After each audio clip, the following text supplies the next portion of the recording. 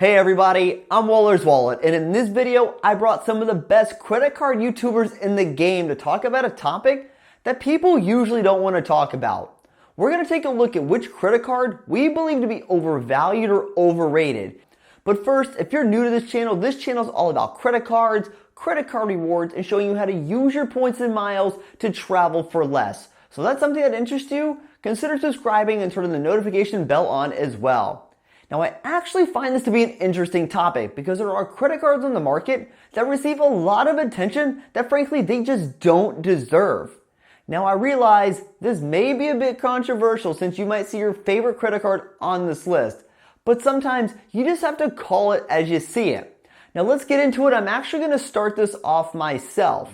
Now, the card I think people tend to overvalue is ironically probably the first card you should get when you start off in the credit card game. And that card is the Chase Sapphire Preferred. Because let's be honest here, the reason why this card stays towards the top of anyone's list is for that sign-up bonus. The Chase Sapphire Preferred has a large bonus, and if Chase were to ever reduce this bonus, I would bet we would hear less about this credit card. Because the Chase Sapphire Preferred has mediocre earning rates at best and has little to no extra benefits. Because the Chase Sapphire Preferred earn just double points on dining and travel, and really, those earning rates aren't anything to rave about anymore. Especially we've seen other banks really spice up their earning rates and even add extra benefits to their credit cards. Because the only real benefit you get from the Chase Sapphire Preferred is travel protections, which travel protections are nice, but there are plenty of cards on the market that give travel protections. It's not a unique benefit to the Chase Sapphire Preferred. And in a competitive market of credit cards that have annual fees of $95 or less, the Chase Sapphire Preferred has just been stagnant over the years. Especially when you consider cards like the Citi Premier, the Capital One Venture Card, the Capital One Saver Card, Uber Card, Wells Fargo Propel Card, American Express Everyday Preferred, and even the Blue Cash Preferred have made some sort of improvements to their card over the years. And really, what has the Chase Sapphire Preferred done in that time? And sure, all of those cards have their pros and cons, but they each have some sort of great benefit or better earning rate for people since most people spend money outside of just dining and travel. But even in the categories of dining or travel, some of those credit cards I listed have better earning rates than the Chase Sapphire Preferred. And really, the Chase Sapphire Preferred is the card that gets you hooked on the points game. But then you realize there are just better cards out on the market. And while this card may have been a must-have card 3 to 4 years ago, outside of its big bonus, this card just doesn't offer much else. So yeah, I'm going to consider the Chase Sapphire Preferred to be overvalued. What's up guys, David here from Wise Flies, a YouTube channel that teaches you credit cards and travel points so you could travel anywhere almost free. Thank you so much for inviting me on this collaboration, Dustin. For the most overrated credit card, I'm going for the king of cards here because every king has their flaws. I'll give you 3 reasons why the American Express Platinum card is overrated and why it shouldn't even be considered a premium credit card. Don't get me wrong, the Platinum card has a ton of benefits. It's almost like as if someone were to buy a car for the 18 cup holders it's offering, but the average person only uses 2 cup holders. Let's break this down. Let's start with the credits and how they are such a gimmick. First, let's start with the airline fee credit. You get $200 for the year, but you have to choose your airline in advance and you can't change it for the year. And you have to spend that $200 on bags or in-flight purchases, which could be pretty hard to redeem for the average person. Then you may be thinking, buy gift cards. So buying gift cards actually violates American Express's terms and conditions. And at the moment, you're only stuck with Delta, Southwest, and American Airlines is questionable. The next gimmicky credit is the Uber credit. I think if you're using Uber on a regular basis, it's great, but the fact that they have to give it to you in $15 increments every month and then $35 the last month, it's very annoying. And if you don't use your Uber credit for the month, then it's gone. You missed out. So between these 2 credits, you have to constantly play a game of mental kung fu just to get use out of these credits. Now let's talk about the horrible points earning on everyday spend. Besides airfare and hotels at 5x with the Platinum card, you're only getting 1 point per dollar everywhere else. It's horrible. And the third reason I think this card is overrated is that there's no travel insurance. So if you spend $1,000 on airfare with the Platinum card, yes, you're gonna get 5,000 MR points. But if that trip is delayed or canceled, it's gonna wind up costing you hundreds of dollars, and it's gonna negate those 5,000 MR points that you earned. So the Platinum card may not even be worth spending at all, since you're not getting any extra points for everyday spending, and the travel spending is weak. If you think about it, the Platinum card isn't even really a credit card, since you're not really getting good use out of the purchases. I look at the Platinum card more of a metal plastic certificate letting you know you're part of the American Express Travel Club. And to be a part of this travel club and access all of its amazing benefits, you just have to pay a $550 annual fee and have excellent credit. And for all of the Platinum holders out there, you can send all your hate my way down in the comments below.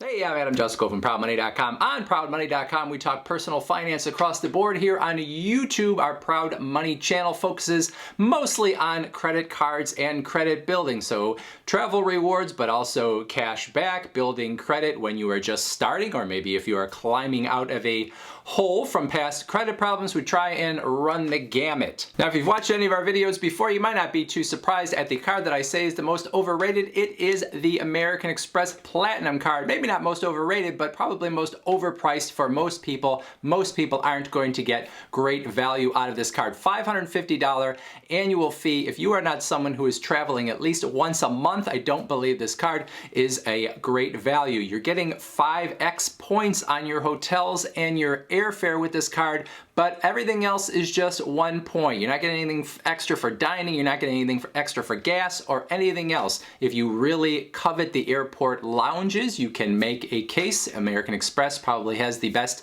network of any of the credit cards, but you really have to be traveling often. Using a lounge a couple times a year, it's hard to justify a $550 annual fee. Now, a quick glance at this card would make you think that it has a ton of benefits that are going to make that $550 worth it. One of them is the $200 Uber credit, but the beef I have with American Express as far as that goes, and as far as some of their other benefits go, is the fact that they slice it up into 12 pieces. You have a luxury credit card, and you are supposed to get a $200 credit on Uber, but you can't use it whenever you want to. You can only use it in $15 chunks for 11 months, and then $35 in December.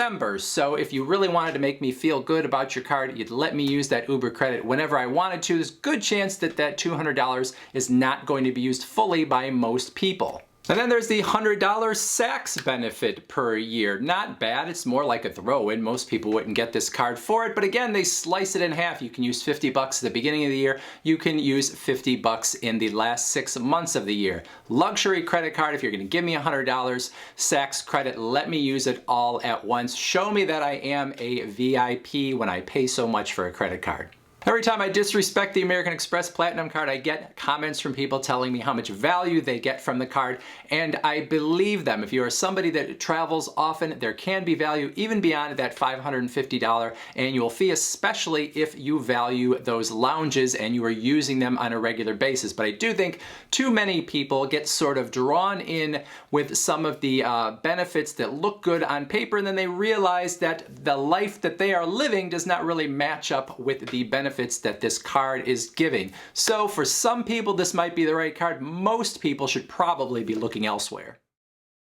What's up, guys? My name is Jason, the Travel Rewards Coach. If you're not familiar with me, I'm all about teaching people how to do amazing things with their points and miles. Think about first class flights, business class flights, the stuff that is unobtainable for most of us by just paying cash. I teach people how to take these $10,000 plus flights through my YouTube videos, as well as hands-on coaching programs.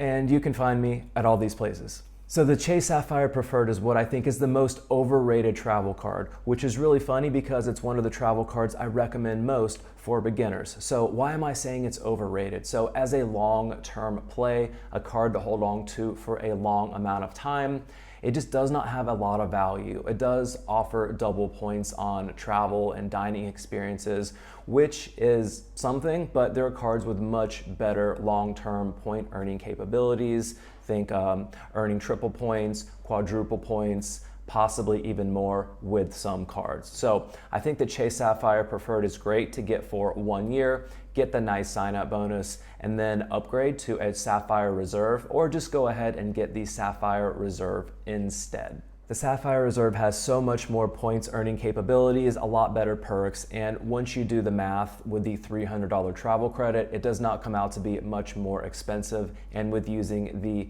triple points multipliers, you can probably make up the difference in the annual fee of the Chase Sapphire Preferred. It's a much better card minus the $300 travel fee, which comes out to be only $150 compared to the $95 for Chase Sapphire Preferred, with much better earning potential. Go with a Chase Sapphire Reserve, not Chase Sapphire Preferred. Thanks, Dustin, for having me on. Look forward to seeing what everyone else thinks about the most overrated travel card. Yo, what is up, you guys, and welcome back to my channel. Just kidding. Guys, what is going on, and welcome back to Dustin's channel. In today's video, we're going to be talking about overvalued credit cards. Now, this is such a relative and subjective topic, so I do appreciate Dustin for bringing this question out, because I feel like everyone's going to have different type of answers just depending on what your logic is. So before I get into what card I chose, I want to talk about what I thought about this just in general. So when we're talking about overvalued credit cards, it's really going to be relative to what you do. If someone doesn't travel at all, if someone just sits in their basement and plays video games all day for the whole year, it doesn't make sense for them to have a platinum card, and to their eyes they're going to think that card is very overvalued because they don't get any of the benefits from it. I'm going to be focusing on some cashback reward cards just because I do believe they're overvalued to a sense, because there are much better options, and a lot of people who utilize cashback credit cards, they just don't want to take that extra step usually to get into the points and miles game, and it's not that hard getting into a Chase card. So one of the cards that I believe is overrated, it's going to be the Bank of America cashback reward card.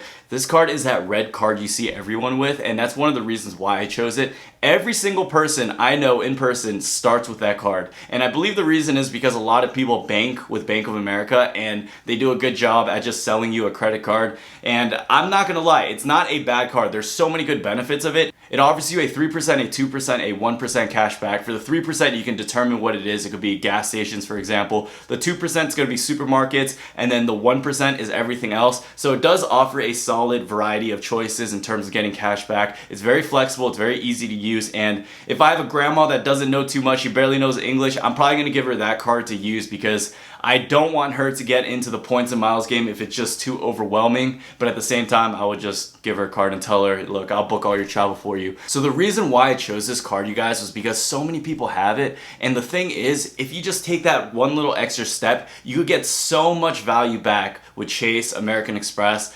I know we just did a City Capital One roasting video on my channel, but that's aside from the point. There's just so many different options out there, so you don't have to settle for a bank card. Now, Bank of America does offer other incentives, like you can go to museums and stuff that qualify under their list for free. You could also use that card to get certain discounts. I know one of my buddies got like an Airbnb discount when he uses Bank of America card. So there's a ton of things you could do with it, but I personally believe it's a little overrated when there are other credit cards with Chase, with American Express that exist that give you way more value. Now guys, this is definitely a tough question for me to answer, so I want to hear your thoughts. Let us know down below in the comment section of this video. And if you guys have never seen me before, my name is Brian, and I talk about credit cards too. I'm like the younger evil version of Sebi. That's what people call me. So I'm not actually that evil though. But that's me. If you guys want to follow me on Instagram, it's Credit Brian. And I hope this video helped someone out, or I hope this video created some type of controversy. Peace.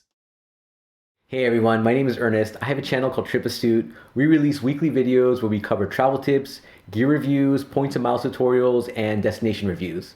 First off, I want to thank Dustin for including me in this video. Also, I know this is a controversial topic, so I want to apologize in advance if I offend anyone with my opinion. In terms of what I think is the most overrated or overvalued credit card, I would have to say that my pick is the American Express Platinum card. I think I might be one of the few creators in the points and miles space that doesn't have this card, and there's a reason for it. Well, that's not to say that I wouldn't apply for it if I got a targeted offer for the 100,000 points welcome offer. But to be honest, I haven't really felt like I needed the card, and I question if I would be able to extract the full value of the $550 annual fee. So before you leave hate comments below, let me tell you 4 reasons why I think the Platinum card is overrated. Number 1, hard to redeem credits. One of the biggest selling points for the card is the number of credits included with your membership. The problem that I have with these credits is that American Express makes it hard to redeem them. Most of these credits have to be used over a span of time rather than with a single transaction. For example, with the flight incidental credit, you can't use it for ticket purchases. Instead, it has to be used for related fees like baggage fees or change fees. I know many people will argue that you can always just purchase airline gift cards from Delta and Southwest, but that's a workaround. And in fact, that workaround may not work in the future. Plus, you have to designate the airline that receives the credit, and you can only change it once per year. Number 2, less travel protections. This is an area where American Express Platinum is also lacking. Full travel insurance is not included with a Platinum card membership. So if your flight is delayed or canceled, you're not going to have the same protections as you would with other premium travel cards. Number 3, lack of travel bonus categories. Since the American Express Platinum card is marketed as a premium travel card, you would think that you would earn a lot of bonus points for travel. However, this is an area where I think that the Platinum card is lacking. You'll earn 5x points for airline and hotels booked through the American Express travel site. But otherwise, you'll be earning only 1 point per dollar for most of your purchases. Number 4, no viable downgrade options. If you have the American Express Platinum and you decide you don't want to pay the annual fee, your options are either to cancel it or downgrade to another American Express charge card. However, there isn't a charge card in their lineup that doesn't include an annual fee. This means that you'll either have to product change to the green card or cancel and take the hit on your credit score. Okay. So there are certain use cases where this card makes a lot of sense, especially for those of you that travel frequently through airports that have an American Express Centurion Lounge. Also, if you buy a lot of flights or book a lot of hotels without points, then it might be worth having the American Express Platinum card to get the 5x bonus through their travel site. Hope this information was useful. Again, thank you, Dustin, for having me on your channel. Until next time, travel safe and travel smart. Thank you to all the creators that took part of this collaboration. It's always great to hear what these guys have to say. Now, I've put links to all of their channels in the description below, so be sure to check them out and subscribe to their channels because they put out great content. So tell us, what credit card do you believe is overvalued or overrated? If you like this video, consider giving it a thumbs up, and if you know somebody who might benefit from this video, feel free to share with them. And if you want to help support the channel, a simple way is to use the links on the website or in the description below. And if you like learning about credit cards, points, miles, cashback, or just flat out traveling for less, consider the subscribe button down below. And until next time, safe travels and take care.